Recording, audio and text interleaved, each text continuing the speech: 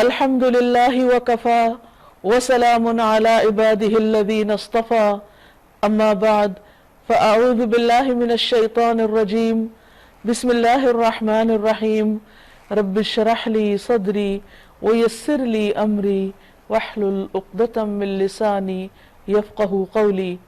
السلام علیکم ورحمۃ اللہ وبرکاتہ۔ ناظرین، پروگرام فہم القرآن کے سلسلے میں آج ہم انشاءاللہ 11ویں پارے کا مطالعہ کریں گے۔ رسول اللہ صلی اللہ علیہ وسلم نے فرمایا کہ علم والوں کے لیے تمام مخلوق بخشش کی دعائیں کرتی ہے، حتیٰ کہ سمندر کی مچھلیاں بھی۔ علم حاصل کرنا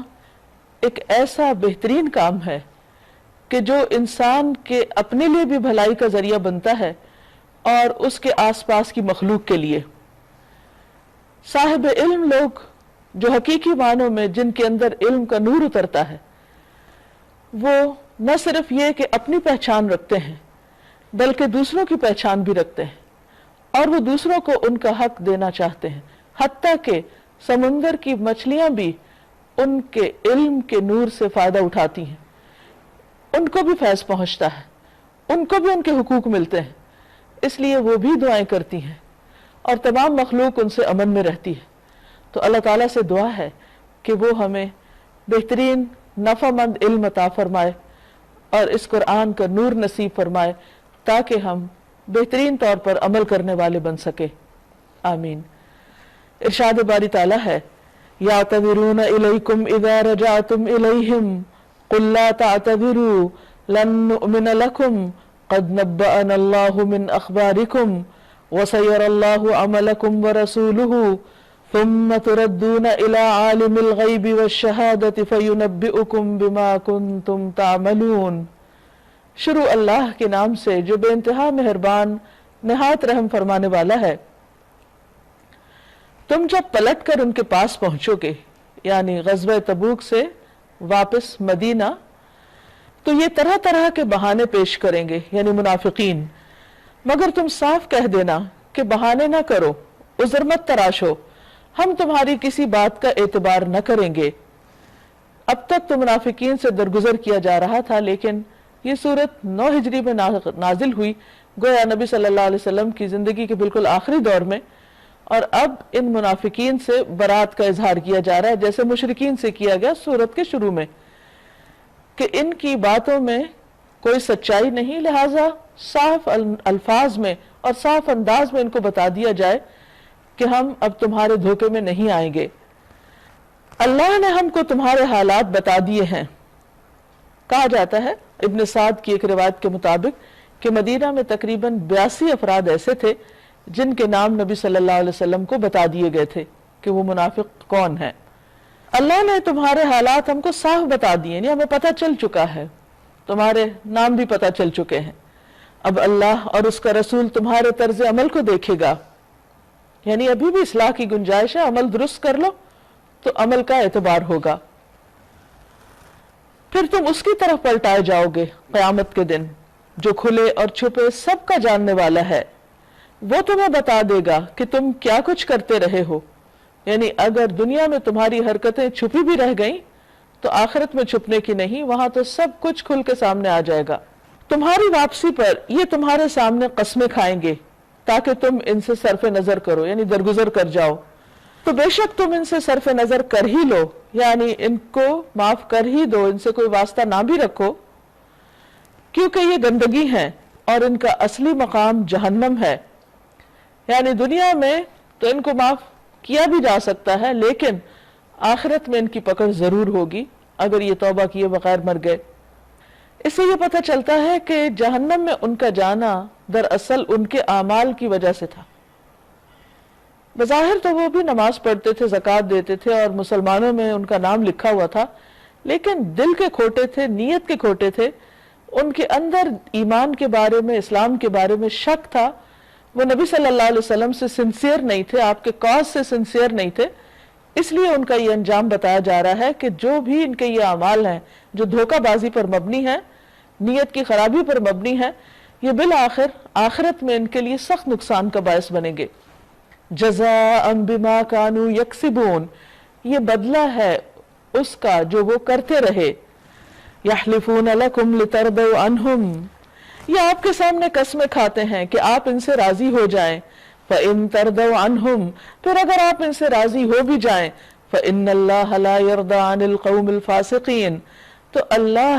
ہرگز ایسے فاسق لوگوں سے راضی نہ ہوگا. بعض اوقات انسان انسانوں کے ساتھ زیادتی کرتا ہے، لیکن انسان درگزر بھی کر جاتے ہیں، معاف بھی کر دیتے ہیں. بعض لوگ جھوٹ بول کر دوسرے کو راضی بھی کر سکتے ہیں، لیکن ہر انسان کو یہ سوچنا چاہیے کہ جو کچھ وہ کہہ رہا ہے، ہو سکتا ہے کہ سامنے والا شخص اس کو سچ سمجھے، لیکن کیا واقعی اس بنا پر اللہ تعالیٰ بھی اس سے راضی ہو جائے گا اور اللہ بھی اس کو سچا سمجھے گا؟ تو کبھی بھی کسی معاملے میں اگر عذر پیش کرنا ہو، کسی کام کے نہ کرنے کا، کسی ذمہ داری کے ادا نہ کرنے کا، تو ہمیشہ انسان کو سچ بولنا چاہیے. جھوٹ سے، دھوکے اور فریب سے انسان انسانوں کو مطمئن کر سکتا ہے، لیکن اللہ تعالیٰ کو مطمئن نہیں کر سکتا. انسانوں کے ساتھ ہمارا واسطہ بہت تھوڑی دیر کا ہے، لیکن اللہ کے ساتھ ہمارا معاملہ ہمیشہ ہمیشہ کے لیے. ہم اگر اس کو راضی نہ کر سکے تو پھر زندگی میں کوئی بھی چیز صحیح نہیں ہو سکتی، کامیابی کی طرف لے جانے والی نہیں ہو سکتی. اب یہاں سے دیہات میں سکونت اختیار کرنے والوں کی کچھ باتوں کا ذکر ہے. الاعراب اشد کفرا ونفاقا، یہ بدوی عرب یعنی جو مدینہ کے اندر نہیں رہتے، شہر میں نہیں رہتے، بلکہ باہر دیہاتوں وغیرہ میں رہتے ہیں، یہ کفر اور نفاق میں زیادہ سخت ہیں، اور ان کے معاملے میں اس امر کے امکانات زیادہ ہیں کہ اس دین کے حدود سے ناواقف رہیں جو اللہ نے اپنے رسول پر نازل کیا ہے، کیونکہ وہ علم کے مرکز سے دور ہیں، ان کو اتنی سمجھ نہیں، تو اس وجہ سے وہ اپنی منافقت میں اور بھی زیادہ پکے ہیں. اللہ سب کچھ جانتا اور حکیم اور دانا ہے. ان بدویوں میں ایسے ایسے لوگ موجود ہیں جو راہ خدا میں کچھ خرچ کرتے ہیں تو اسے اپنے اوپر زبردستی کی چٹی سمجھتے ہیں، یعنی جرمانہ سمجھتے ہیں زکوٰۃ وغیرہ کو، اور تمہارے حق میں زمانے کی گردشوں کا انتظار کر رہے ہیں کہ وقت کا پھیر آئے اور یہ سارا سلسلہ ختم ہو جائے. حالانکہ بدی کا چکر خود انہی پر مسلط ہے، یعنی حالات انہی کے حق میں اچھے ہونے والے نہیں، اور اللہ سب کچھ سنتا اور جانتا ہے. دوسری طرف بدویوں میں ایسے لوگ بھی ہیں جو بہت ایمان والے ہیں اور جو اللہ کے احکامات کو مانتے ہیں، خواہ ان کا علم اور فہم اور سمجھ اتنی زیادہ نہیں بھی، لیکن عمل بہت اچھا ہے. تو اگر علم کی کمی ہو لیکن عمل بہتر ہو تو یہ قابل قبول ہے، لیکن اگر علم کی زیادتی اور عمل کچھ نہ ہو تو یہ ناقابل معافی ہے. اور انہی بدویوں میں کچھ ایسے بھی ہیں جو اللہ اور روز آخر پر ایمان رکھتے ہیں، اور جو کچھ خرچ کرتے ہیں اسے اللہ کے ہاں تقرب کا اور رسول صلی اللہ علیہ وسلم کی طرف سے رحمت کی دعائیں لینے کا ذریعہ بناتے ہیں. ہاں وہ ضرور ان کے لیے تقرب کا ذریعہ ہے، یعنی نبی صلی اللہ علیہ وسلم کی دعائیں ان کو فائدہ دیں گی، اور اللہ ضرور ان کو اپنی رحمت میں داخل کرے گا. یقیناً اللہ درگزر کرنے والا اور رحم فرمانے والا ہے. والسابقون الأولون من المهاجرين والأنصار والذين اتبعوهم بإحسان رضي الله عنهم ورضوا عنه وأعد لهم جنات تجري تحتها الأنهار خالدين فيها أبدا ذلك الفوز العظيم. وہ مہاجرین و انصار جنہوں نے سب سے پہلے دعوت ایمان پر لبیک کہنے میں سبقت کی، یعنی پہل کر گئے. جیسے مکہ میں نبی صلی اللہ علیہ وسلم نے جب اسلام کی دعوت دی تو حضرت خدیجہ کے بعد ہم دیکھتے ہیں کہ حضرت ابو بکر رضی اللہ تعالیٰ عنہ، حضرت علی رضی اللہ تعالیٰ عنہ، اور اسی طرح حضرت عبد الرحمن بن عوف، حضرت عثمان، اور بہت سے ایسے لوگ تھے جنہوں نے بہت شروع میں ہی اسلام قبول کر لیا، یعنی سبقت لے گئے. انہوں نے دیر نہیں لگائی، حق کو دیکھا، پہچانا اور فوراً آگے بڑھ گئے. اسی طرح مدینہ میں بھی نبی صلی اللہ علیہ وسلم کی آمد سے پہلے ہی کچھ لوگ مسلمان ہو چکے تھے، اور انہوں نے آپ کے ساتھ بیعت کی، یعنی جسے بیعت عقبہ اولیٰ اور ثانیہ کہتے ہیں، اور نبی صلی اللہ علیہ وسلم کو مدینہ آنے کی دعوت دی. اور جب آپ اور آپ کے ساتھی مدینہ تشریف لائے ہجرت کر کے تو ہر طرح سے ان کا خیال رکھا. فرمایا کہ یہ دو گروہ بہترین گروہ ہیں، یعنی مہاجرین ہو یا انصار ہو، اللہ کی خاطر قربانی کرنے والے ہوں یا قربانی کرنے والوں کو سپورٹ کرنے والے ہوں. اور پھر والذین اتبعوہم بإحسان، وہ لوگ جو ان کی پیروی کریں، یعنی انہی کے طریقے کو فالو کریں، یعنی دو میں سے ایک طریقے پر عمل کرنے والے ہوں، یا تو اسلام کے لیے کوئی خود قربانی کرنے والے ہوں یا قربانی کرنے والوں کے مددگار ہوں، اور یہ کام اگر وہ خالصتاً اللہ کی رضا کے لیے کر رہے ہیں تو ان کا بدلہ کیا ہے؟ اللہ ان سے راضی ہو گیا اور وہ اللہ سے راضی ہو گئے، اور اللہ نے ان کے لیے ایسے باغ تیار کر رکھے ہیں جن کے نیچے نہریں ہیں جن میں وہ ہمیشہ ہمیشہ رہیں گے۔ یہی دراصل بڑی کامیابی ہے، یعنی بڑی کامیابی حاصل کرنے والے لوگ کون ہیں؟ جو واقعی اللہ پر ایمان لانے کے دعوے کو اپنے عمل سے سچے کریں، خواہ مہاجر بن کے یا انصار بن کے۔ وَمِمَّنْ حَوْلَكُمْ مِنَ الْأَعْرَابِ مُنَافِقُونَ، تمہارے گرد و پیش جو بدوی رہتے ہیں ان میں بہت سے منافق ہیں۔ اسی طرح خود مدینہ کے باشندوں میں بھی منافق موجود ہیں جو نفاق میں طاق ہو گئے، بہت ماہر ہو گئے، اپنا نفاق چھپا جاتے ہیں، پتہ ہی نہیں چلنے دیتے۔ تم انہیں نہیں جانتے، ہم ان کو جانتے ہیں، قریب ہے وہ وقت جب ہم ان کو دوہری سزا دیں گے، یعنی دنیا میں بھی اور آخرت میں بھی۔ یعنی دنیا میں یہ مال و جاہ کی محبت رکھتے ہیں تو یہاں ان کو ذلت اٹھانی پڑے گی، ان کو شرمندگی اٹھانی پڑے گی جب ان کے پول کھلیں گے، اور دوسری طرف آخرت میں ان کے لیے دردناک عذاب ہے، جیسے کہ قرآن مجید میں آتا ہے کہ ان المنافقین فی الدرک الاسفل من النار، منافقین جہنم کے سب سے نچلے گڑھے میں ہوں گے۔ ثم یردون الی عذاب عظیم، پھر وہ زیادہ بڑی سزا کے لیے واپس لائے جائیں گے، یعنی آخرت میں۔ وآخرون اعترفوا بذنوبہم خلطوا عملا صالحا وآخر سیئا عسى اللہ ان یتوب علیہم ان اللہ غفور الرحیم۔ کچھ اور لوگ ہیں جنہوں نے اپنے قصوروں کا اعتراف کر لیا، ان کا عمل ملا جلا ہے، کچھ نیک ہے اور کچھ بد۔ بعید نہیں کہ اللہ ان پر پھر مہربان ہو جائے کیونکہ وہ درگزر کرنے والا اور رحم فرمانے والا ہے۔ یہاں پر لوگوں کی ایک اور قسم بتائی جا رہی ہے کہ جو ملے جلے کام کرتے ہیں، کچھ اچھے کام کچھ برے کام، اور بہت سے لوگ ایسے ہی ہوتے ہیں، نیکی کے کام بھی کرتے ہیں اور غلطیاں بھی ان سے ہو جاتی ہیں۔ ایسے میں اگر کوئی اپنی غلطی کا اعتراف کر لے، معافی مانگ لے، تو اللہ سبحانہ وتعالیٰ اس کے لیے غفور الرحیم ہے، اور اس اعتراف کی بنا پر اللہ تعالیٰ ان کو معاف فرما دے گا کیونکہ انہوں نے تواضع کا رویہ اختیار کیا۔ اس کے برعکس کچھ لوگ ایسے ہوتے ہیں جو غلطی کرنے کے بعد غلطی پہ اصرار کرتے ہیں، ڈھٹائی کا ثبوت دیتے ہیں، اور اپنی غلطی کو چھپانے کے لیے کئی تعویلیں کرتے ہیں، مزید جھوٹ بولتے ہیں، اس پر اکڑ جاتے ہیں، توبہ نہیں کرتے، تو ایسے لوگوں کا انجام بالکل مختلف ہوگا۔ تو خلاصہ اس کا یہ ہے کہ انسان کی زندگی میں جب اچھے برے دونوں طرح کے کام ہوں تو انسان ہمیشہ اپنے گناہوں سے ڈرتا رہے، کبھی یہ نہ کہے کہ میں تو کروں گا اور میں نے جو کیا وہ صحیح کیا، کیونکہ جو غلط ہے وہ غلط ہے، ہمارے اس کو صحیح ثابت کرنے سے وہ صحیح ہو ہی نہیں سکتا۔ تو انسان کو ہمیشہ غلطی کے اوپر اقرار کا رویہ اختیار کرنا چاہیے تاکہ اللہ تعالیٰ کی رحمت اور بخشش کا مستحق ہو سکے۔ عسى اللہ ان یتوب علیہم، امید ہے اللہ ان پر مہربان ہو جائے گا، کیونکہ جو معافی مانگ لے اللہ اس کو معاف کر دیتا ہے، اور جو اکڑ جائے پھر یہ اللہ پر ہے، جیسے چاہے کرے۔ خذ من اموالہم صدقۃ تطہرہم وتزکیہم بہا وصل علیہم، آپ ان کے مالوں میں سے صدقہ لیجئے جس کے ذریعے ان کو پاک کیجئے، کیونکہ صدقہ مال کو پاک کرتا ہے، جیسے بعض احادیث میں بھی آتا ہے، اور ان کا اس کے ذریعے تزکیہ کیجئے، کیونکہ صدقہ کرنے سے انسان نہ صرف یہ کہ مال کو پاک کرتا ہے بلکہ اس کے دل میں جو دل پر جو بوجھ ہوتا ہے گناہ کا وہ بھی ہلکا ہوتا ہے، اس کی روح کا بھی تزکیہ ہوتا ہے، اس کے اعمال کا، اس کی سوچوں کا، کیونکہ گناہ ایک گندگی ہے جو جب انسان وہ کر بیٹھتا ہے تو اس کے بعد اس کی طبیعت میں بھی ایک ملال اور ایک تکدر پیدا ہوتا ہے۔ تو صدقہ ان سب چیزوں کو صاف کرنے والا ہے۔ تو ایسی صورت میں نبی صلی اللہ علیہ وسلم کو حکم دیا جا رہا ہے کہ آپ ان کو پاک کیجئے اور ان کے لیے دعا بھی کیجئے،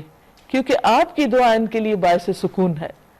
اور اللہ تعالیٰ سننے والا جاننے والا ہے۔ الم یعلموا، کیا وہ جانتے نہیں، ان اللہ هو یقبل التوبۃ عن عبادہ، کہ اللہ اپنے بندوں کی توبہ قبول کرتا ہے، ویأخذ الصدقات، اور صدقات لیتا ہے، یعنی صدقات بھی قبول کرتا ہے، ان کا اجر دیتا ہے، وَأَنَّ اللَّهَ هُوَ التَّوَّابُ الرَّحِيمُ، اور بے شک اللہ بہت زیادہ مہربان، توبہ قبول کرنے والا، بار بار رحم فرمانے والا ہے۔ تو اس لیے انسان کو کبھی بھی توبہ میں دیر نہیں کرنی چاہیے، اور زبانی توبہ اور شرمندگی اور ندامت کے اظہار کے ساتھ ساتھ صدقہ و خیرات کرنا چاہیے، کیونکہ صدقہ گناہوں کی آگ کو ٹھنڈا کرتا ہے۔ اور ان سے کہہ دیجئے کہ تم عمل کرو، اللہ اور اس کا رسول اور مومنین سب دیکھیں گے کہ تمہارا طرز عمل اب کیا رہتا ہے۔ یعنی انسان توبہ کرنے کے بعد پھر اصلاح کر لے اور اچھے کام شروع کر دے،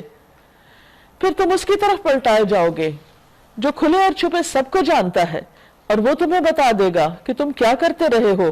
یعنی دنیا میں جو بھی انسان جو کچھ بھی کر رہا ہے اور جس جذبے کے ساتھ کر رہا ہے، وہ سب اللہ سبحانہ وتعالیٰ کے سامنے آ جائے گا۔ کچھ دوسرے لوگ ہیں جن کا معاملہ ابھی خدا کے حکم پر ٹھہرا ہوا ہے، چاہے انہیں سزا دے چاہے ان پہ مہربان ہو جائے، اللہ سب کچھ جانتا اور حکیم اور دانا ہے۔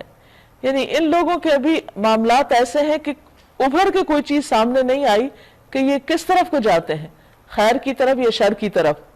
تو اس لیے ان کے معاملے کو پوسٹ پون رکھا گیا ہے، حتیٰ کہ وہ ثابت کر دیں کہ وہ کون سی رخ اختیار کرتے ہیں، کون سی راہ لیتے ہیں۔ والذین اتخذوا مسجدا ضرارا، اور وہ لوگ جنہوں نے مسجد ضرار بنائی۔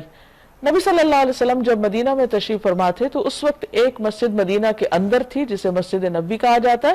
اور دوسری مسجد مدینہ کے مضافات میں باہر کے علاقے میں تھی جو مسجد قباء کہلاتی ہے۔ یہ دو مسجدیں مسلمانوں کی ضروریات کو بخیر و خوبی پورا کر رہی تھی، لیکن منافقین کو یہ سوجھی کہ جب ہم ان مسجدوں میں جاتے ہیں تو ہم اپنے لیے کوئی ایسی جگہ نہیں پاتے جہاں اکٹھے ہو کر کچھ صلاح مشورے کر سکیں اور کوئی مسلمانوں کے خلاف سازش کر سکیں، اور اگر ہم کہیں اور اکٹھے ہوئے تو معاملہ کھل جائے گا، تو کیوں نہ ایک اور مسجد بنا لی جائے کہ مسجد کی آڑ میں پھر جو چاہیں ہم کریں۔ اللہ سبحانہ وتعالیٰ تو ان کی بدنیتی جانتا تھا۔ بہرحال وہ نبی صلی اللہ علیہ وسلم کے پاس آئے اور انہوں نے کچھ بہانے کیے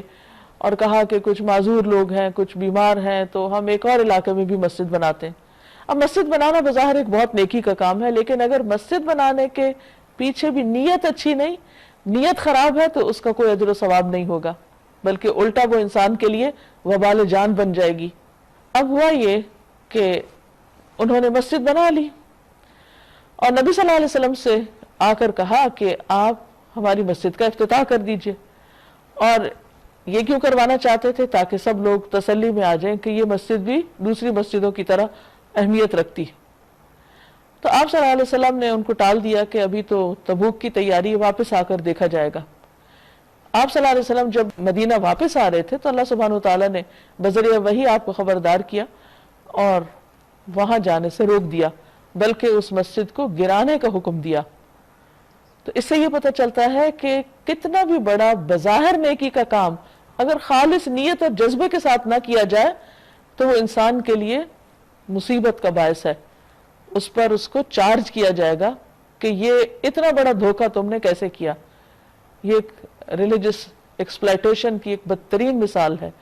کہ دنیا کے مقاصد کے لیے مذہب کا نام استعمال کیا جائے یا مسجد کو ایک شیلٹر کے طور پر استعمال کیا جائے۔ کچھ اور لوگ ہیں جنہوں نے ایک مسجد بنائی اس غرض کے لیے کہ نقصان پہنچائیں یعنی مسلمانوں کو، اور کفر کریں اور اہل ایمان میں پھوٹ ڈالیں۔ تو اس سے پتہ چلتا ہے کہ مسجد جیسی چیز بھی اگر مسلمانوں کے درمیان پھوٹ ڈال رہی ہے، فرقہ واریت پیدا کر رہی ہے، تو پھر اس میں کوئی خیر نہیں۔ اور اس شخص کے لیے کمین گاہ بنائیں، چھپنے کی جگہ، جو اس سے پہلے اللہ اور اس کے رسول کے خلاف برسر پیکار ہو چکا ہے۔ اشارہ ہے ابو عامر شخص کی طرف جو دور جاہلیت میں قبیلہ خزرج سے تھا لیکن عیسائی راہب بن گیا۔ اس نے نبی صلی اللہ علیہ وسلم کی روز اول سے مخالفت کی اور ہر جنگ میں کسی نہ کسی طرح سازشیں کر کے آپ کو تکلیف پہنچاتا رہا۔ کہا جاتا ہے کہ جنگ احد میں ایک گڑھے میں آپ گر گئے تھے، وہ بھی اسی نے کھدوائے تھے، اور اسی طرح باقی بھی جنگ تبوک کے پیچھے بھی اس کا ایک بڑا ہاتھ تھا۔ اس نے جا کے رومیوں کے کان بھرے کہ یہ مسلمان جو ہیں یہ ایک بہت بڑا خطرہ ہے کل کے لیے، تو ان کا مقابلہ کرو۔ اسی وجہ سے آپ صلی اللہ علیہ وسلم کو پھر ان کے مقابلے کے لیے خود جانا پڑا۔ تو اس کے ان کاموں کی طرف اشارہ ہے۔ وہ ضرور قسمیں کھا کھا کر کہیں گے ہمارا ارادہ تو بھلائی کے سوا کسی دوسری چیز کا نہ تھا۔ تو قسمیں کھانے سے جھوٹ سچ نہیں ہو جایا کرتا۔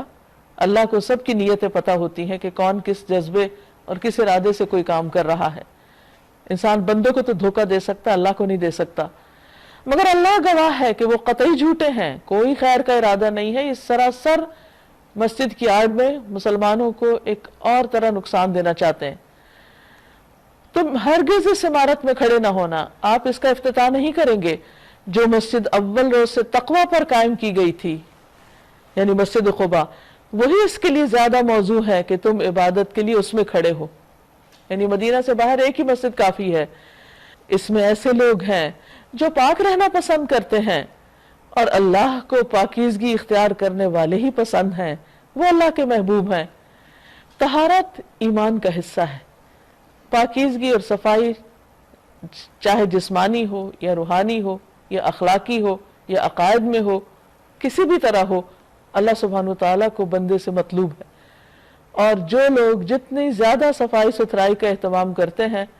وہ اتنے ہی زیادہ اللہ تعالیٰ کے قریب ہوتے ہیں، یعنی اللہ کا قرب حاصل کرنے کا ذریعہ ہے۔ اسی طرح نہ صرف یہ کہ دن کے وقت، بلکہ اسلام ہمیں یہ تعلیم دیتا ہے کہ رات کو سوتے وقت بھی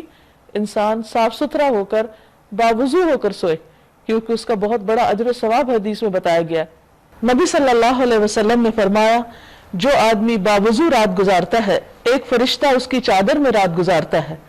جب بھی وہ بندہ رات کی کسی گھڑی میں بیدار ہوتا ہے تو فرشتہ کہتا ہے اے اللہ اپنے فلاں بندے کو بخش دے کیونکہ اس نے باوضو حالت میں رات گزاری ہے۔ یعنی اگر آغاز میں اس کا وضو تھا تو سونے کے وقت اس کو اللہ سبحانہ تعالیٰ کی خصوصی رحمت نصیب ہوتی ہے۔ پھر فرمایا افمن اسس بنیانہ علی تقوی من اللہ، پھر تمہارا کیا خیال ہے کہ بہتر انسان وہ ہے جس نے اپنی عمارت کی بنیاد تقوی پر رکھی، اللہ کے خوف پر رکھی اور اس کی رضا پر کی طلب پر رکھی، یا وہ جس نے اپنی عمارت ایک وادی کی کھوکھلی بے ثبات کھائی کے کنارے اور وہ اسے لے کر سیدھی جہنم کی آگ میں جا گری؟ ایسے ظالم لوگوں کو اللہ کبھی سیدھی راہ نہیں دکھاتا۔ کہا یہ جاتا ہے کہ آپ صلی اللہ علیہ وسلم نے اللہ کے حکم سے مسجد کو گرانے کا حکم دے دیا، اور کہا یہ جا رہا ہے کہ وہ مسجد چونکہ اس کی بنیاد ہی درست نہیں تھی، تو جس چیز کی بنیاد نہ ہو، جو اندر سے کھوکھلی ہو، جس کے پیچھے نیت درست نہ ہو، تو اس کام کا انجام یہی ہے۔ اور لٹرلی کہا جاتا ہے کہ جب وہ گرائی گی تو اس کے اندر سے دھواں نکلتا ہوا نظر آتا تھا۔ تو یہاں فرمایا کہ وہ جہنم میں جا گری۔ ایسے سارے اعمال جو بظاہر بڑی بڑی عالیشان نیکیوں کی شکل میں ہو لیکن نیت درست نہ اور طریقہ درست نہ ہو، تو چاہے وہ بظاہر کتنے بھی خوبصورت ہوں، ان کا انجام یہی ہے۔ یہ عمارت جو انہوں نے بنائی ہے ہمیشہ ان کے دلوں میں بے یقینی کی جڑ بنی رہے گی، جس سے نکلنے کی اب کوئی صورت نہیں، بجز اس کے کہ ان کے دل ہی پارا پارا ہو جائیں، یعنی فوت ہو جائیں۔ اللہ نہایت باخبر اور حکیم اور دانا ہے۔ ان اللہ اشتری من المؤمنین انفسهم واموالهم بان لهم الجنہ، حقیقت یہ ہے کہ اللہ نے مومنوں سے ان کے نفس اور ان کے مال جنت کے بدلے خریدے ہیں۔ یعنی بندہ جو کچھ بھی رکھتا ہے وہ دراصل ہے کس کی طرف سے؟ ہماری جان اور مال کہاں سے آیا؟ کیا ہم ذاتی طور پر اس کے مالک ہیں؟ نہیں، اللہ ہی نے دیا۔ اگر اللہ کسی کو زندگی نہ بخشے تو کہ دنیا میں زندہ رہ ہی نہیں سکتا۔ اسی طرح جو کچھ ہم استعمال کر رہے ہیں وہ بھی اللہ کی رحمت سے ہمارے پاس ہے۔ اگر اللہ تعالیٰ نہ دے کسی کو تو بندے کہاں تک کسی کو دے سکتے ہیں؟ اب اللہ تعالیٰ ہمارا دل دیکھ رہا ہے کہ میں نے جو کچھ انسان کو دیا ہے، میں جب اس سے مانگوں کیا یہ میری راہ میں دینے کو تیار ہے یا نہیں؟ اور پھر اللہ سبحانہ وتعالیٰ فرماتے ہیں کہ جو میری راہ میں دے گا، جو مجھے دے گا، میں اس کے بدلے ان کے لیے جنت لکھ دوں گا۔ دیا ہوا بھی اسی کا، اسی کے حکم پر اس کو دینے کا بدلہ اس سے زیادہ بہترین شکل میں دینے کو تیار ہے۔ اور وہ کیا ہے کہ انسان اپنی جان اور اپنا مال اللہ کو بیچ ڈالے جنت لینے کے لیے۔ بیچ ڈالے کا مطلب یہ ہے کہ انسان پھر ان پر اللہ کی مرضی کو دیکھے اپنی مرضی نے، کیونکہ جو چیز سیل کر دی جاتی، فروخت کر دی جاتی ہے، اس کے بعد اس پر اپنی مرضی نہیں رہتی۔ مثلاً آپ نے اگر اپنا گھر بیچ دیا تو اب آپ یہ تھوڑی کہہ سکتے ہیں کہ اس گھر کو آپ توڑے نہیں یا اس گھر میں آپ یہ چینجز نہیں کریں، بھئی آپ نے دے دیا، اب جو اس کا اصل مالک ہے، اب آپ مالک نہیں ہے، مالک کوئی اور ہے، جو مالک ہے وہ جو چاہے کرے، آپ کا اس پر کوئی اختیار نہیں۔ تو یہ جسم، یہ جان، یہ وقت، یہ زندگی، جو کچھ بھی ہے ہمارے پاس ایک امانت ہے، اس کا اصل مالک اللہ ہے۔ اور جب بندہ یہ ڈیسائیڈ کر لیتا ہے کہ یہ سب کچھ میں نے اللہ کو دیا، تو پھر اس کے لیے اطاعت کرنا، فرما برداری کرنا، اچھے کام کرنا کچھ مشکل نہیں رہتا، کیونکہ اس کو معلوم ہے کہ سب کچھ بہت تھوڑے دن کے لیے میرے پاس، میرا مال ہو یا میرا وقت ہو یا میری جان، میری صلاحیتیں، زندگی، سب کچھ، حتیٰ کہ اولاد اور وسائل اور جو بھی اللہ نے نعمتیں دے رکھی ہوں، ہمیشہ انسان یہ سمجھے کہ یہ اللہ تعالیٰ کا ایک احسان ہے مجھ پر کہ اس نے مجھے ان سے اس دنیا میں اچھے کام کرنے کا ایک موقع دیا ہے، تو ان چیزوں کو ضائع بھی نہ کرے، ان سے بے پرواہ بھی نہ ہو، اور صحیح رستے میں صحیح طور پر استعمال کرے، صحیح اپروچ کے ساتھ۔ جب کسی کے ساتھ لین دین کا معاملہ ہو جاتا ہے تو پھر وہاں انسان کا ایک پرسنل انٹرسٹ ڈیولپ ہو جاتا ہے، یعنی خرید و فروخت کے معاملات ایسے ہوتے ہیں کہ جس میں انسان بہت کانشیس ہوتا ہے۔ مثلا کوئی چیز آپ نے خریدی یا کوئی چیز آپ نے بیچی، تو وہ اسی صورت میں ہوتا ہے جب آپ اس کو اپنے پرسنل لیول پر لیتے ہیں۔ کسی کی چیز نہ آپ بیچ سکتے ہیں، نہ آپ کسی کی چیز خریدنے میں اپنی مرضی کر سکتے ہیں، وہ کوئی خرید رہا ہے، کوئی لے رہا ہے، کوئی دے رہا ہے، لیکن جب آپ خود لین دین کرتے ہیں تو پھر وہ آپ کی چیز ہو جاتی۔ اس طرح دین ایک ذاتی معاملہ بن جاتا ہے، اور پھر انسان جنرلی اس میں انٹرسٹ لیتا ہے کہ یہ میں نے اپنا آپ دے کے یہ چیز لی ہے، میں بھلا اس کی قدر کیوں نہ کروں۔ اور جب تک انسان کا ذاتی انٹرسٹ دین میں نہیں ہوتا، بس ایک رسمی رواجی اور صرف دوسروں کے کہنے پہ کچھ الفاظ دہرا دینا، وہ چیز پھر اس میں سنجیدگی نہیں آتی اور اس کے وہ نتائج نہیں نکلتے جو نکلنے چاہیے۔ مثلا آپ دیکھیے کہ ہمارا اپنا گھر جو ہوتا ہے اس میں ہمیں جو انٹرسٹ ہوتا ہے وہ کسی اور کے گھر میں نہیں ہوتا، اپنے بچوں میں جو انٹرسٹ ہوتا ہے وہ کسی اور کے بچوں میں نہیں ہوتا، اپنے لباس میں، اپنی ضرورت کی چیزوں میں جس طرح ان کے بارے میں ہم پوزیسو ہوتے ہیں کسی اور چیز کے بارے میں نہیں ہوتے۔ تو اسی طرح جب ہم اپنی جان اور مال دے کے جنت کے خریدار بنتے ہیں تو اس میں پھر جو دلچسپی ہوتی ہے اس کو ہم اپنی پرسنل چیز سمجھتے ہیں، پھر وہ کسی اور چیز میں نہیں ہو سکتی، پھر ہم اس کو سجانے، بنانے، اس کو بہترین کرنے، اس شوق میں لگ جاتے ہیں، اس میں اپنا وقت اور صلاحیتیں لگاتے ہیں، پھر دوسری چیزوں سے انٹرسٹ اٹھ جاتا ہے۔ لیکن جب تک یہ معاملہ نہیں ہوتا اس وقت تک انسان اس حقیر دنیا میں ہی دل لگائے رکھتا ہے۔ فرمایا حقیقت یہ ہے کہ اللہ نے مومنوں سے ان کے نفس اور ان کے مال جنت کے بدلے خرید لیے، وہ اللہ کی راہ میں لڑتے، مارتے اور مرتے ہیں، ان سے جنت کا وعدہ اللہ کے ذمے ایک پختہ وعدہ ہے۔ تورات اور انجیل اور قرآن میں یعنی 3 کتابوں کا ریفرنس دیا جا رہا ہے۔ وَمَنْ أَوْفَى بِعَهْدِهِ مِنَ اللَّهِ، اور کون ہے جو اللہ سے بڑھ کر اپنے عہد کا پورا کرنے والا ہو۔ فَاسْتَبْشِرُوا بِبَيْعِكُمُ الَّذِي بَايَعْتُمْ بِهِ، بس خوشیاں مناؤ اپنے اس سودے پر جو تم نے اپنے رب سے چکا لیا۔ وَذَلِكَ هُوَ الْفَوْزُ الْعَظِيمُ، اور یہی سب سے بڑی کامیابی ہے۔ یہ سودا کرنے والوں کی علامتیں کیا ہوتی ہیں، ان کی خوبیاں کیا ہوتی ہیں؟ التائبون، بار بار پلٹنے والے، وہ اپنی غلطیوں پہ اصرار نہیں کرتے، توبہ کرتے رہتے ہیں۔ العابدون، عبادت گزار۔ الحامدون، اللہ کی تعریف کرنے والے، اس کی تعریف کے گن گانے والے۔ السائحون، اس کی خاطر زمین میں گردش کرنے والے، ایک دوسرے معنی میں روزہ دار۔ الراکعون، رکوع کرنے والے۔ الساجدون، سجدہ کرنے والے۔ الآمرون بالمعروف، نیکیوں کا حکم دینے والے۔ والناہون عن المنکر، برائیوں سے روکنے والے۔ والحافظون لحدود اللہ، اور اللہ کی حدود کی حفاظت کرنے والے کہ کن کن چیزوں کا کہاں تک کیا اللہ نے مجھے اجازت دی ہے کہ میں اس کو کر سکتا ہوں اور کن چیزوں کو نہیں کر سکتا۔ یعنی کچھ صفات بیان کرنے کے بعد پھر ساری حدود، باؤنڈریز بتا دی گئیں کہ حلال حرام کے معاملے میں بھی اللہ تعالیٰ کے احکامات کی پابندی کرتے ہیں، اپنے عہد کی حفاظت کرتے ہیں، قسموں کی حفاظت کرتے ہیں، خود اپنے ساتھ کیے ہوئے وعدے اور جو بھی انہوں نے منت مانی ہو یا جو عزم اور ارادے ہوں، اپنے خیالات، اپنے معاملات، ان سب کی حفاظت کرنے والے ہوتے ہیں۔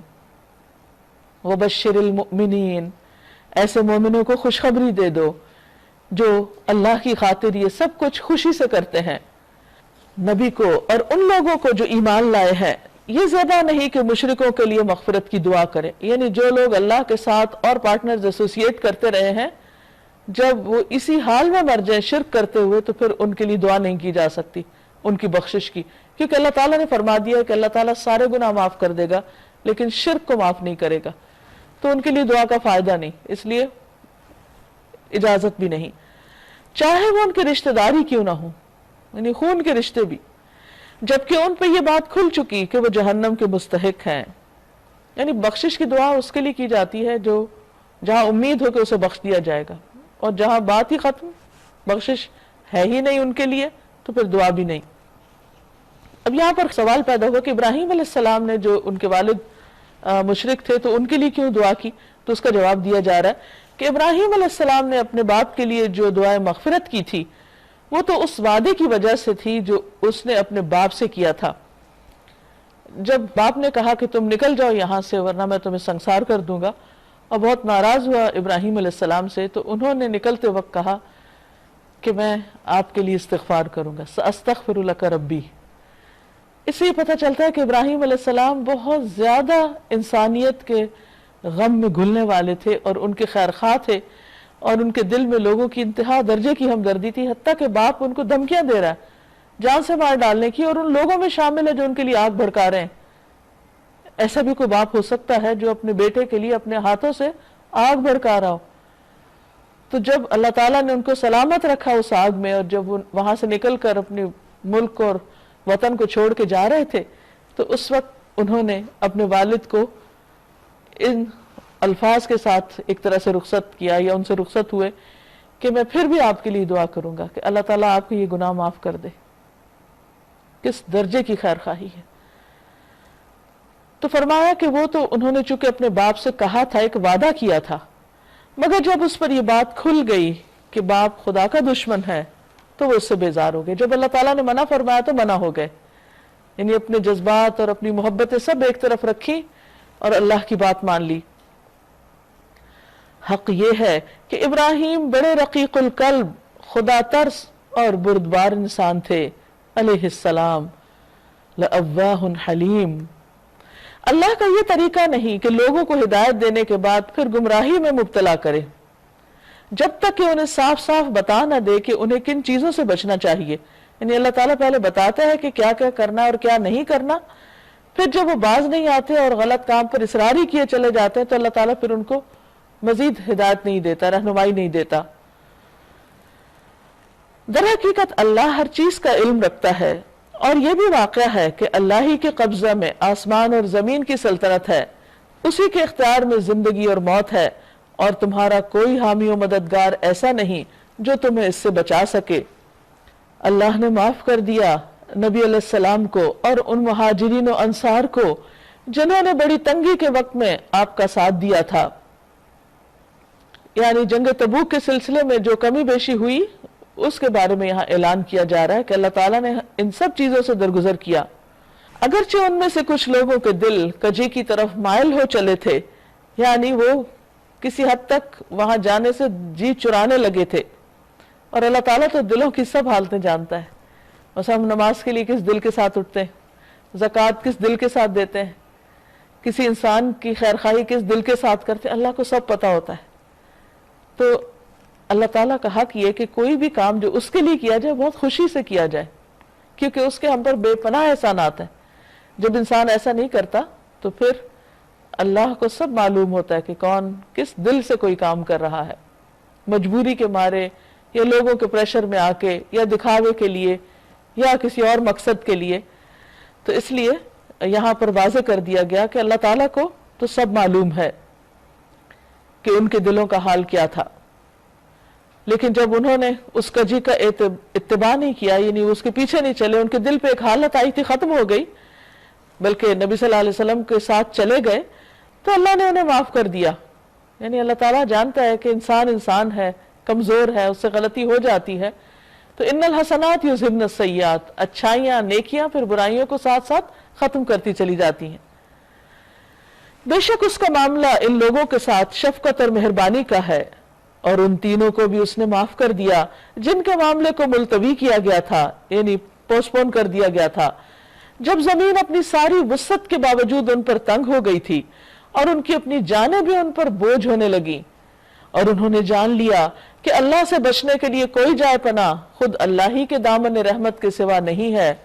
تو اللہ اپنی مہربانی کے ساتھ ان کی طرف پلٹا تاکہ وہ اس کی طرف پلٹ آئیں، یقیناً وہ بڑا معاف کرنے والا اور رحیم ہے۔ یہ تین لوگ کعب بن مالک، ہلال ابن امیہ اور مرارہ بن ربیع تھے، سچے مومن تھے اور کئی بار اپنی سچائی کو ثبوت بھی دے چکے تھے، لیکن انسان ہونے کے ناطے اس جنگ میں جانے سے کچھ سستی ہو گئی،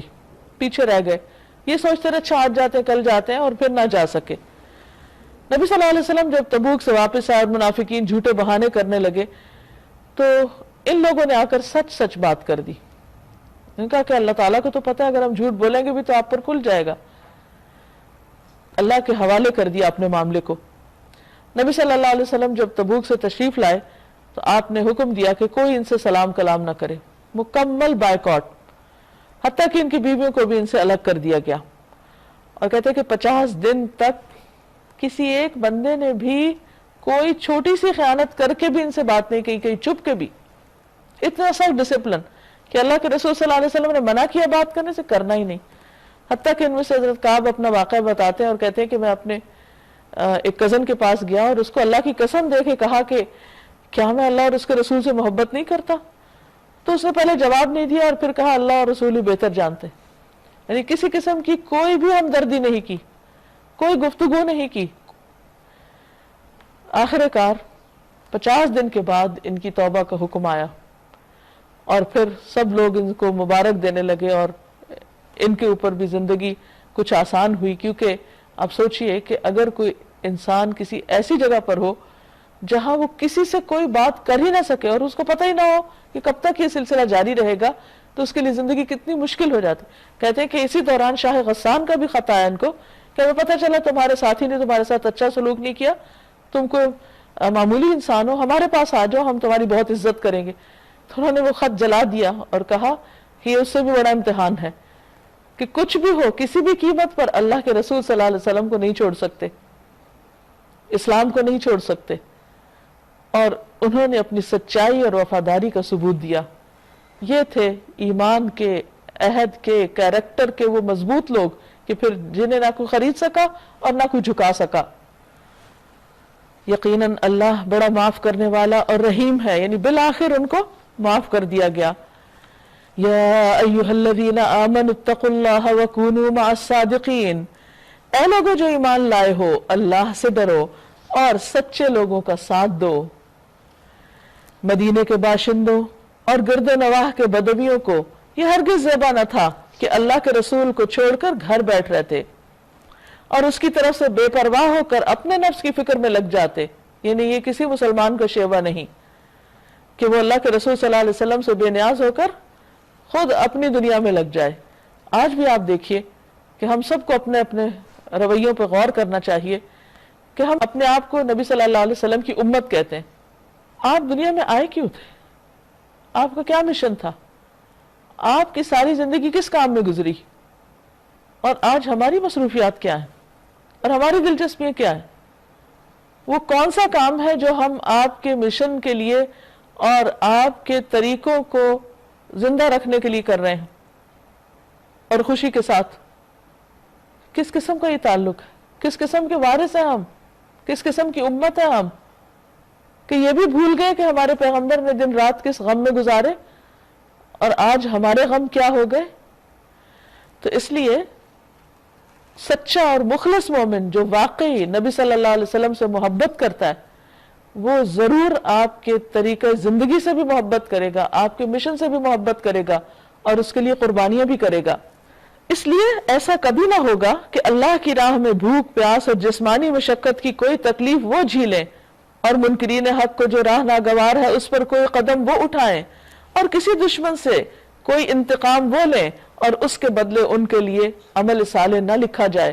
یعنی انسان کی چھوٹی چھوٹی کوششوں پر اللہ تعالیٰ بہترین اجر دینے والا ہے۔ ان اللہ لا یضیع اجر المحسنین، بے شک اللہ محسنین کا اجر ضائع نہیں کرتا۔ اسی طرح یہ بھی کبھی نہ ہوگا کہ اللہ کی راہ میں تھوڑا یا بہت کوئی خرچ وہ اٹھائیں اور کوئی وادی وہ پار کریں اور ان کے حق میں اسے لکھ نہ لیا جائے تاکہ اللہ ان کے اس اچھے کارنامے کا صلہ انہیں عطا کرے۔ ایک آدمی ایک اونٹنی لے کر آیا جس کو مہار ڈالی ہوئی تھی۔ اس نے عرض کیا کہ یہ اللہ کے راستے میں ہے، تو اسے رسول اللہ صلی اللہ علیہ وسلم نے فرمایا تمہارے پاس قیامت کے دن اس کے بدلے 700 اونٹنیاں ہوں گی جن کی مہار ڈالی ہوئی ہوگی، یعنی اللہ کے راستے میں اگر تم ایک چیز دو گے تو اس کے بدلے میں تمہیں 700 واپس ملیں گی۔ اس سے اچھا سودا کس کے ساتھ ہو سکتا ہے؟ لیکن ہم اسی کی راہ میں دینے سے گھبراتے ہیں۔ اور یہ کچھ ضروری نہ تھا کہ اہل ایمان سارے کے سارے ہی نکل کھڑے ہوتے، مگر ایسا کیوں نہ ہوا کہ ان کی آبادی کے ہر حصے میں سے کچھ لوگ نکل کر آتے اور دین کی سمجھ پیدا کرتے اور واپس جا کر اپنے علاقے کے باشندوں کو خبردار کرتے تاکہ وہ پرہیز کرتے، بچ جاتے۔ یہاں پر ایک بہت اہم ہدایت دی گئی ہے، چونکہ جنگ تبوک میں سب کا نکلنا فرض تھا، یعنی فرض عین تھا اس وقت جو جہاد کی کال تھی اس پر لبیک کہنا، تو بعد میں مسلمانوں میں خیال پیدا ہوا کہ شاید ہمیشہ سب کو ایسا ہی کرنا ہوگا، تو فرمایا کہ نہیں، ہمیشہ ہر وقت سب ایک ہی کام پر نہیں نکلے، کچھ لوگ ایسے ہونے چاہیے کہ جو تعلیم کے میدان میں دینی تعلیم کے خاص طور پر اپنی صلاحیتوں کو اور اپنے اوقات کو وقف کریں، اور اس کے لیے ایسا سسٹم بنائیں کہ جس میں ہر آبادی کے لوگوں میں سے کچھ چنے ہوئے لوگ آ کر سیکھیں، سیکھنے کے بعد واپس جا کر وہ اپنے اپنے علاقوں کو روشن کریں، اور اس طرح چراغ سے چراغ جلتے جائیں اور علم کے پھیلانے کا اور خصوصاً دین کی سمجھ بوجھ کا جو سلسلہ ہے وہ کبھی بھی منقطع نہ ہو، کیونکہ ہمارا دین صرف روایات کا مجموعہ نہیں ہے، صرف دیکھا دیکھی کچھ کام کرنے کا نام نہیں۔ ہمارے دین میں سب سے پہلی چیز جو ہے وہ ہے علم۔ قرآن مجید میں اللہ تعالیٰ فرماتے ہیں فَعْلَمْ أَنَّهُ لَا إِلَهَ إِلَّا هُوَ، علم حاصل کرو، جان لو کہ اللہ کے سوا کوئی الہ نہیں، یعنی توحید کے لیے بھی تم علم حاصل کرو، اللہ کو پہچاننے کے لیے بھی علم، اللہ کو ماننے کے لیے بھی علم، اللہ کی عبادت کے لیے بھی علم۔ مثلا ایک شخص لا الہ الا اللہ پڑھ کر مسلمان ہوتا ہے، تھوڑی دیر کے بعد اذان ہوتی، اور اگر اس کو یہ پتہ نہ ہو کہ یہ کیا ہو رہا ہے، اور پھر اس اذان کا جواب دینا نہ آئے، اور پھر اس اذان کا مطلب کہ اٹھو اور نماز پڑھو، اور نماز کے لیے وضو کرنا نہ آئے، اور پھر وضو کر لیا تو نماز پڑھنی نہ آئے، اور اگر پڑھ لی تو سمجھے ہی نہ کہ کیا پڑھا ہے، تو اس کو وہ کیسے مسلمان ہو سکتا ہے؟ تو مسلم بننے کے لیے انسان کو ہر قدم پر علم کی ضرورت رہتی، اور بلا وجہ بغیر کسی عذر کے انسان کو جو فرض درجے کا علم ہے اس سے غافل نہیں ہونا چاہیے۔ تو اس لیے خاص طور پر یہاں تلقین کی گئی کہ مومنوں کے لیے ضروری نہیں کہ سب جنگ کے میدان میں نکلیں، مگر ایسا کیوں نہ ہوا کہ ان کی آبادی کے ہر حصے میں سے کچھ لوگ نکل کے آتے، علمی مراکز میں دین کی سمجھ پیدا کرتے اور واپس جا کر وہ اپنے باقی لوگوں کو سمجھاتے، کیونکہ سارے لوگ تو بیک وقت نہیں نکل سکتے۔ اور یہ سب کیوں سیکھیں سکھائیں؟ تاکہ وہ پرہیز کریں، گناہوں سے پرہیز کریں، بچ جائیں، اللہ کی اطاعت اور فرما برداری کریں۔ پھر فرمایا یا ایھا الذین آمنوا قاتلوا الذین یلونکم من الکفار ولیجدوا فیکم غلظہ، اے لوگو جو ایمان لائے ہو، جنگ کرو ان منکرین حق سے جو تم سے قریب ہیں، اور چاہیے کہ وہ تمہارے اندر سختی پائیں، اور جان لو کہ اللہ متقیوں کے ساتھ ہے۔ جب کوئی نئی صورت نازل ہوتی ہے تو ان میں سے بعض لوگ مذاق کے طور پر مسلمانوں سے پوچھتے ہیں کہو تم میں سے کس کے ایمان میں اس سے اضافہ ہوا، کیونکہ قرآن مجید ایمان میں اضافے کا ذریعہ بنتا ہے۔ تو منافق ایک دوسرے کو چھیڑتے تھے اور پوچھتے تھے اور ایک طرح سے بلیٹل کرتے تھے کہ کوئی فائدہ نہیں اس قرآن کے پڑھنے کا اور آنے کا، کیونکہ کسی کا ایمان تو زیادہ ہو نہیں رہا، اور مذاق اڑانے کے طریقے پہ پوچھتے کہ اچھا کس کا ایمان بڑھ گیا؟ تو اس کا جواب کیا ہے کہ جو لوگ ایمان لائے ہیں ان کے ایمان میں تو فی الواقع ہر صورت نے اضافہ کیا ہے، اور وہ اس سے دل شاد ہیں، خوش ہیں، البتہ جن کے دلوں کو نفاق کا روک لگا ہوا ہے ان کی سابق نجاست پر ہر نئی صورت نے ایک اور نجاست کا اضافہ کر دیا، یعنی چونکہ وہ خراب زمین تھی، جب اس پہ بارش برسی تو اس میں سے اسمیل آنے لگی، قرآن ان کے دلوں پہ اترا تو بجائے اس کے کہ ان کے اخلاق دھل جاتے وہ اور زیادہ بگاڑ میں آ گئے، اور وہ مرتے دم تک کفری میں مبتلا رہے۔ کیا یہ لوگ دیکھتے نہیں کہ ہر سال ایک دو مرتبہ یہ آزمائش میں ڈالے جاتے ہیں، مگر اس پر بھی نہ توبہ کرتے ہیں نہ کوئی سبق لیتے ہیں۔ جب کوئی صورت نازل ہوتی ہے تو یہ لوگ آنکھوں ہی آنکھوں میں ایک دوسرے سے باتیں کرتے ہیں کہ کہیں کوئی تم کو دیکھ تو نہیں رہا، پھر چپکے سے نکل بھاگتے ہیں۔ اللہ نے ان کے دل پھیر دیے کیونکہ یہ ناسمجھ لوگ ہیں۔ لَقَدْ جَاءَكُمْ رَسُولٌ مِّنْ أَنفُسِكُمْ عَزِيزٌ عَلَيْهِ مَا عَنِتُّمْ حَرِيصٌ عَلَيْكُمْ بِالْمُؤْمِنِينَ رَءُوفٌ رَحِيمٌ۔ یہاں سورت کے اختتام پر اب نبی صلی اللہ علیہ وسلم کی بعض بہت خوبصورت صفات کا ذکر ہے۔ دیکھو لوگو، تمہارے پاس ایک رسول آیا جو خود تم ہی میں سے ہے، یعنی انسانوں میں سے ہی، تمہارا نقصان میں پڑنا اس پر شاق ہے۔ ایسے لوگ تو ڈھونڈے سے نہیں ملتے کہ جو کسی کے نقصان پر دکھی ہوں۔ تمہاری فلاح کا وہ حریص ہے۔ جابر بن عبداللہ سے روایت ہے کہ رسول اللہ صلی اللہ علیہ وسلم فرماتے تھے کہ میں مسلمانوں سے خود ان کے نفس سے بھی زیادہ قریب ہوں، پس اگر کوئی شخص مرنے کے بعد مال چھوڑ جائے تو اس کے حقدار اس کے گھر والے ہیں، یعنی اس کے وارث، اور جو شخص قرض یا بچے چھوڑ جائے تو اس کے بچوں کی پرورش اور قرض کی ادائیگی میری ذمہ داری ہے۔ یعنی آپ اس قدر زیادہ مسلمانوں کا خیال رکھتے تھے، یعنی اس کو بہت زیادہ کنسرن ہے کہ تم کامیاب ہو جاؤ۔ ایمان لانے والوں کے لیے وہ شفیق اور رحیم ہے، نہایت مہربان ہے۔ رسول اللہ صلی اللہ علیہ وسلم نے فرمایا، ہر نبی کے لیے ایک دعا ہوتی ہے جو ضرور قبول کی جاتی ہے، تو ہر نبی نے اپنی اس دعا کو مانگ لیا ہے، اور میں نے اپنی دعا کو قیامت کے دن اپنی امت کی شفاعت کے لیے سنبھال رکھا ہے۔ اگر اللہ نے چاہا تو میری شفاعت میری امت کے ہر اس آدمی کے لیے ہوگی جو اس حال میں فوت ہوا کہ اس نے اللہ کے ساتھ کسی کو شریک نہیں ٹھہرایا۔ بس اگر یہ لوگ تم سے منہ پھیرتے ہیں تو اے نبی صلی اللہ علیہ وسلم ان سے کہہ دیجئے کہ میرے لیے اللہ ہی کافی ہے، کوئی معبود نہیں مگر وہی، کوئی الہ نہیں مگر وہی، اسی پر میں نے بھروسہ کیا اور وہ مالک ہے عرش عظیم کا۔ فَإِن تَوَلَّوْا فَقُلْ حَسْبِيَ اللَّهُ لَا إِلَهَ إِلَّا هُوَ عَلَيْهِ تَوَكَّلْتُ وَهُوَ رَبُّ الْعَرْشِ الْعَظِيمِ۔ سورۃ یونس، بسم اللہ الرحمن الرحیم۔ الف لام را تلک آیات الکتاب الحکیم۔ سورۃ یونس، بسم اللہ الرحمن الرحیم، شروع اللہ کے نام سے جو بے انتہا مہربان نہایت رحم فرمانے والا ہے۔ الف لام را تلک آیات الکتاب الحکیم۔ الف لام را، یہ اس کتاب کی آیات ہیں جو حکمت اور دانش سے لبریز ہے، یعنی لوگ اگر اس کو نہیں مانتے تو اپنا نقصان کر رہے ہیں۔ اللہ سبحانہ وتعالی نے اس کتاب کو پر حکمت بنایا، اور حکمت وہ چیز ہے کہ جس کو مل جائے اسے خیر کثیر مل جاتی ہے۔ کیا لوگوں کے لیے یہ ایک عجیب بات ہو گئی ہے کہ ہم نے خود انہی میں سے ایک آدمی کو اشارہ کیا کہ غفلت میں پڑے ہوئے لوگوں کو چونکا دے، اور جو مان لیں ان کو خوشخبری دے دے کہ ان کے لیے ان کے رب کے پاس سچی عزت اور سرفرازی ہے۔ کیا پھر یہی وہ بات ہے کہ منکرین نے کہا کہ یہ شخص تو کھلا جادوگر ہے، یعنی قرآن پیش کرنے پر آپ کو جادوگر کا خطاب ملا؟ یہ تو کوئی انصاف کی بات نہیں، یہ کتاب تو پر حکمت ہے اور جادوگری کا اس سے کوئی تعلق نہیں۔ ان ربکم اللہ الذی خلق السماوات والارض فی 6 ایام، حقیقت یہ ہے کہ تمہارا رب وہی ہے جس نے آسمانوں اور زمین کو 6 دنوں میں پیدا کیا۔ ثم استوى علی العرش، پھر عرش پر استوا فرمایا۔ یدبر الامر، وہ کائنات کا انتظام چلا رہا ہے۔ ما من شفیع الا من بعد اذنہ،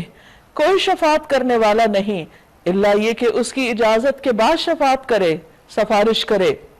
یہی اللہ تمہارا رب ہے، یعنی ان تمام اختیارات کا مالک، لہٰذا تم اسی کی عبادت کرو،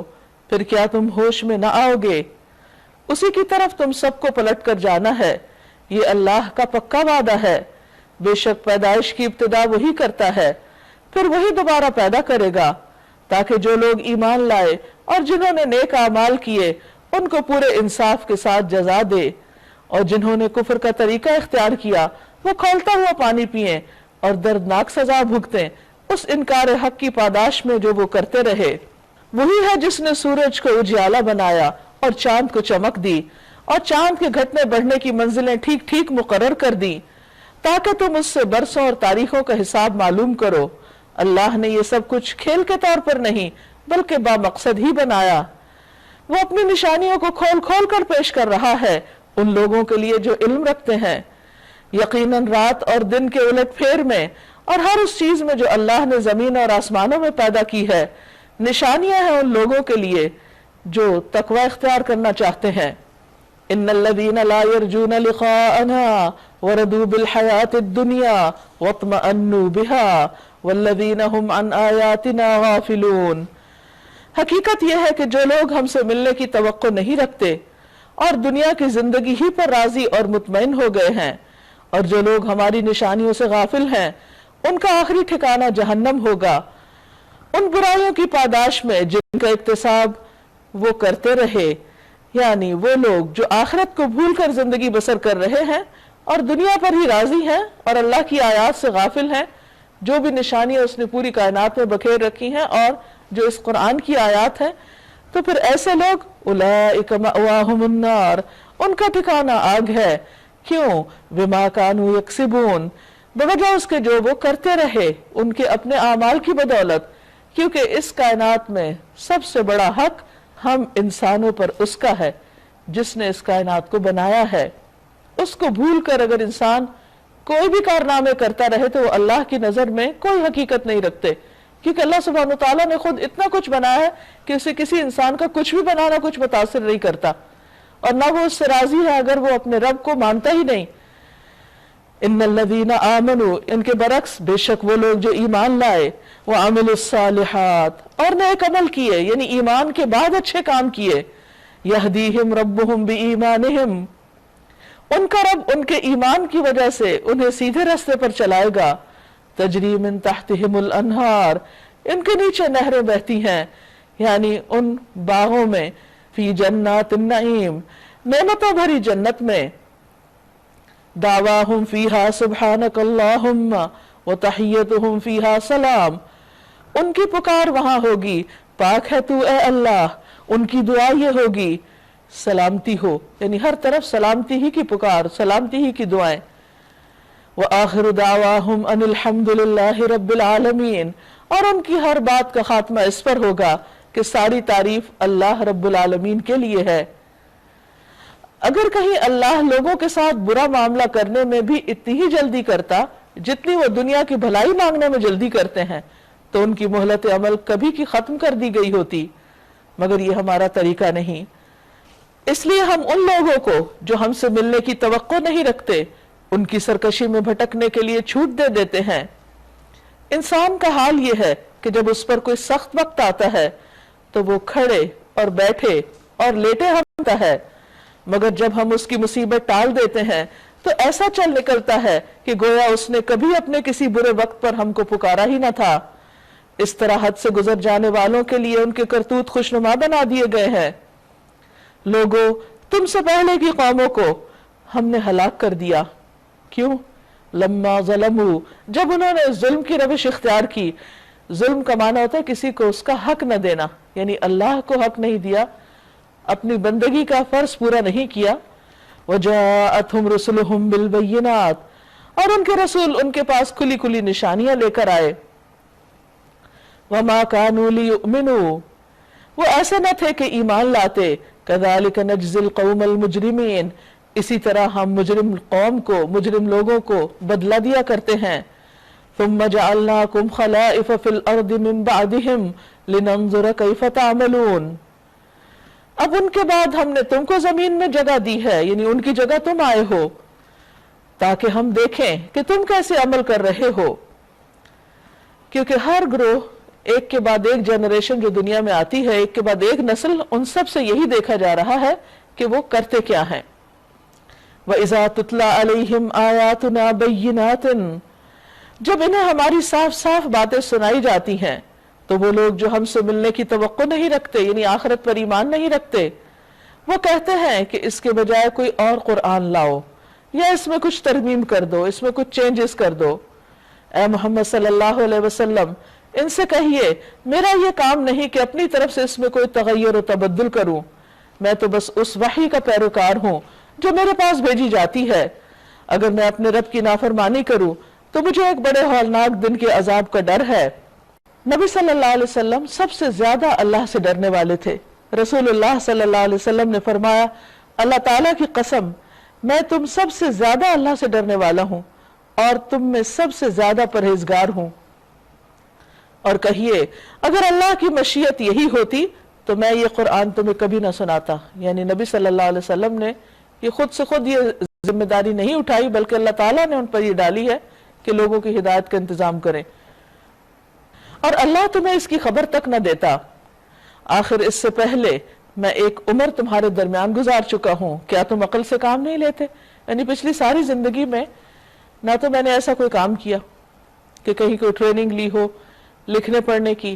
یا کوئی یونیورسٹی جوائن کی ہو, یا کہیں کوئی رائٹنگ سکلز سیکھی ہو, یا کبھی کچھ ایسا علم حاصل کیا ہو کہ جس کی بنا پر یہ کتاب لکھتا میں. ایسا تو کچھ بھی نہیں کیا, یہ تو سب کچھ اللہ کی طرف سے آیا ہے.